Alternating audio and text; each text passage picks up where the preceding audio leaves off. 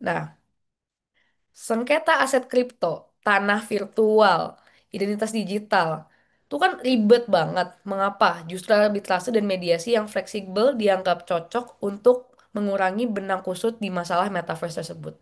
Boleh dimulai dari Pak Samhut. Sorry Ji, gimana tadi maksudnya? Jadi sengketa aset, Mm-mm. sengketa aset kripto, tanah virtual, identitas digital, itu kan lumayan masih agak abu-abu juga banyak apa Ya, untuk aturannya. Mengapa justru arbitrase dan mediasi yang fleksibel dianggap cocok untuk mengurangi benang kusut di masalah metaverse tersebut? oke. Eh, Tadi beranjak dari konsepnya tadi bahwa arbitrase dan mediasi itu kan konsepnya kan musyawarah ya. Musyawarah itu berarti kan tidak bicara semua total loss atau kalah menang yang seperti halnya masuk dalam sengketa pengadilan. Ya. Nah, inilah yang sebenarnya nilai lebih penyelesaian arbitrase, mekanisme penyelesaian arbitrase dan mediasi, baik di dunia nyata maupun di dunia metaverse sendiri. Nah, kenapa itu menjadi pilihan? Karena itu semua bisa dikomunikasikan. Karena itu tidak menghilangkan marwah dari pihak yang bersengketa. Ada contoh yang paling sederhana. Kenapa penyelesaian sengketa arbitrase itu harus dalam ruang tertutup, tidak seperti di pengadilan yang terbuka? Karena untuk menjaga kan, agar yang pihak yang bersengketa tidak diketahui publik apa yang menjadi masalah, apa yang menjadi sengketa. Sementara ketika masuk ke ranah pengadilan, itu terbuka semua sengketa. Ya. Bahkan ketika kita bersengketa, ada sengketa di arbitrase, kalau sekarang banyak lawyer-lawyer sekarang tampil di media atau di podcast menceritakan sengketanya, tapi ketika itu masuk dalam sengketa arbitrase, jangan pernah sekalipun cerita sengketa itu di luar forum arbitrase. Itu akan menjadi masalah sendiri.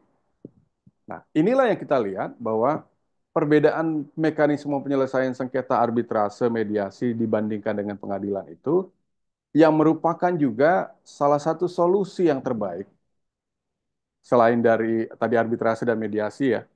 Ada solusi di dalam menyelesaikan sengketa di metaverse tadi karena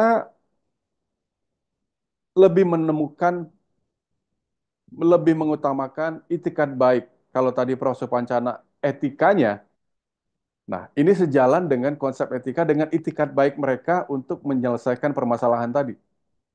Nah, dengan adanya ini, maka solusi yang terbaik dalam penyelesaian sengketa di metaverse itu, ya itulah arbitrase dan mediasi tadi. Begitu, DJ. Terima kasih Pak Samhut, bisa lanjut ke Prof. Supancana. Ya, terima kasih. Saya setuju dengan apa yang disampaikan oleh Pak eh, Samhut ya. Eh,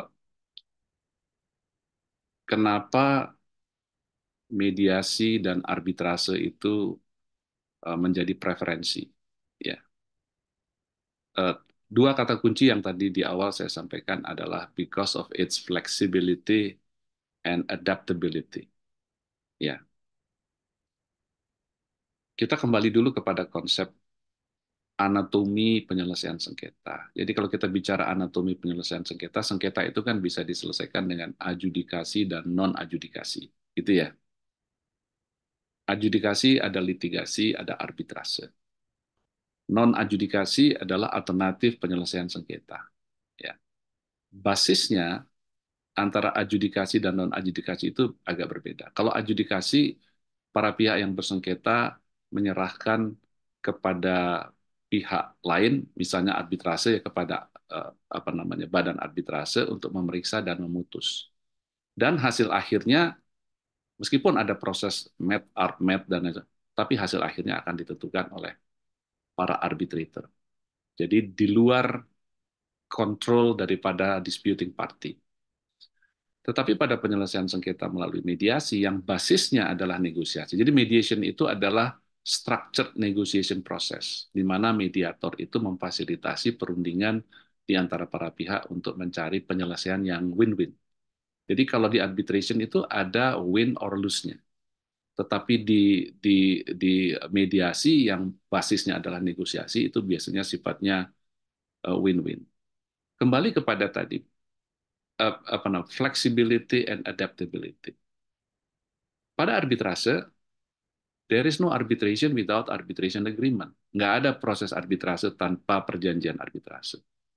Dan para pihak, apakah di dalam ketentuan penyelesaian sengketa di perjanjian pokok atau kemudian perjanjian khusus untuk menyelesaikan sengketa melalui arbitrase, kan bebas menentukan forumnya di mana, tempat pelaksanaannya di mana, sifatnya apakah binding atau advisory opinion, kemudian bahasanya apa dan lain sebagainya. Itu flexibility. Kalau di pengadilan kan nggak bisa itu dilakukan. Demikian juga mediasi, ya basisnya itu dan ada perjanjian mediasi dan lain sebagainya. Jadi memang ada flexibility. Nah dalam konteks metaverse tadi saya sudah singgung uh, lembaga-lembaga penyelesaian sengketa. Tadi saya sebut dengan misalnya Guangzhou Arbitration Court gitu ya. Itu sudah membentuk yang namanya Metaverse Arbitration Court. Ya. Kemudian uh, uh, uh, Uni Emirat Arab misalnya dari Abu Dhabi Global Market itu melaunch mediation in metaverse. Di sini menunjukkan adaptability. Jadi kalau ada perkembangan teknologi yang menimbulkan persoalan, mereka juga bisa mengembangkan sesuatu untuk menyelesaikan itu.